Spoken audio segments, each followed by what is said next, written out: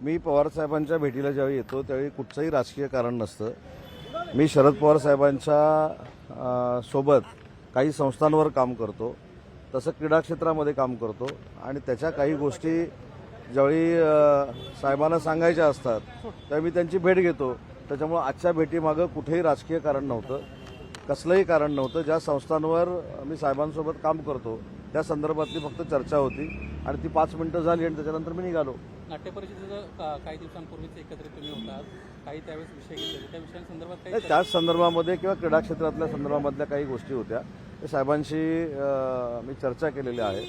त्याच्यामुळे मला असं वाटतं की प्रत्येक भेट ही राजकीयच असते अशातला भाग नाही. कारण तुमचं देखील बरोबर आहे की स्थानिक स्वराज्य संस्था जवळ आलेल्या आहेत आणि त्याच्यामुळे आमची भेट म्हणजे काय स्थानिक स्वराज्य संस्थेसाठी आहे का अशी एक शंका निर्माण होऊ शकते. परंतु ह्याला कुठेही राजकीय स्पर्श नव्हता. काही संस्थांच्या बाबतीमध्ये म्हणजे क्रीडा क्षेत्रातल्या आणि सांस्कृतिक क्षेत्रातल्या त्या संदर्भात माझी साहेबांची भेट होती. एकनाथ शिंदे लोकशाही मराठी ऐका, पहा, जागरूक रहा.